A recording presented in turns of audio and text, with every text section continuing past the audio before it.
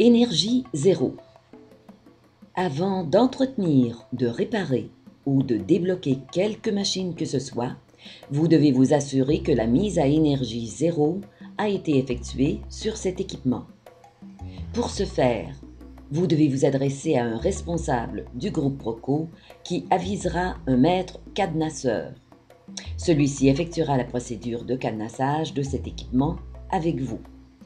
Vous devez participer au test de démarrage de cette procédure. Durant toute la durée des travaux, chaque travailleur doit installer son cadenas, l'identifier à son nom ou utiliser un cadenas d'emprunt que le maître cadenasseur vous remettra. Il est interdit de prêter votre cadenas à un autre travailleur. Lorsque vous avez terminé vos travaux, vous devez alors le retirer.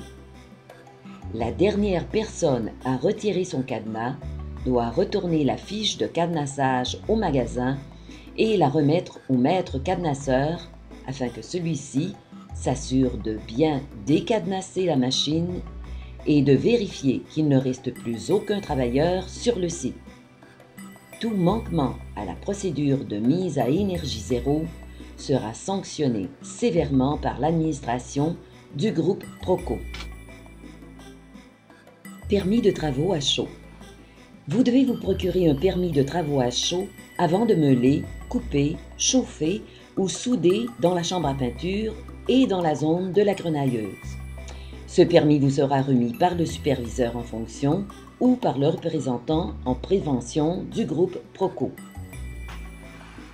Travaux de meulage, nettoyage par jet d'air, soudage et opération d'arc-air.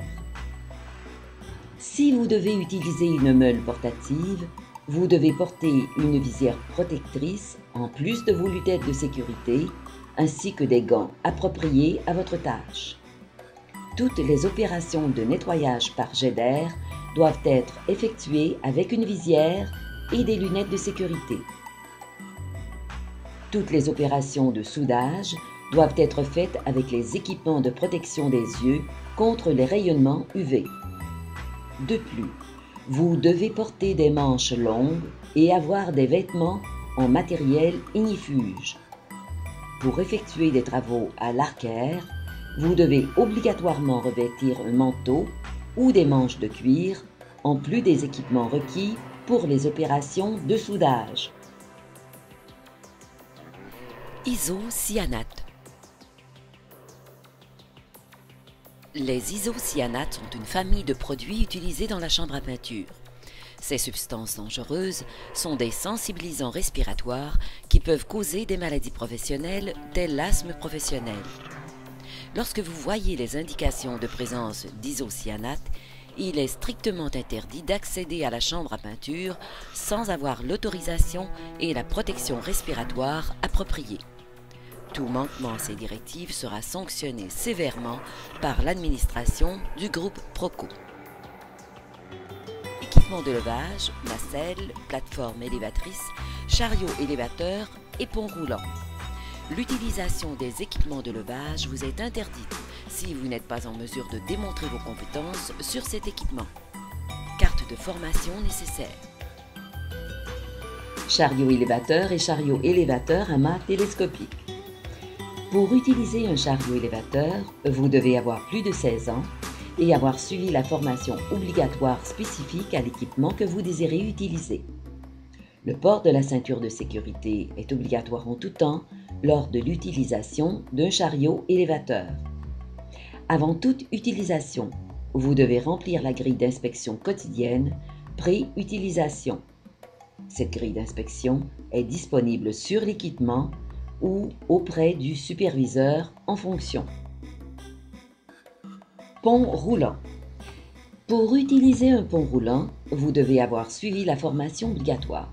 Vous ne devez jamais faire circuler une charge ou vous trouver sous une charge suspendue. Une charge suspendue ne doit jamais se retrouver sans surveillance. De plus, vous devez éviter les mouvements brusques.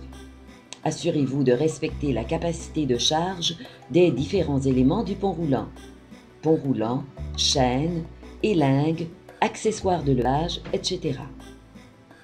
Avant l'utilisation, vous devez remplir la grille d'inspection quotidienne pré-utilisation et la poser sur la moufle, gosse, du pont roulant.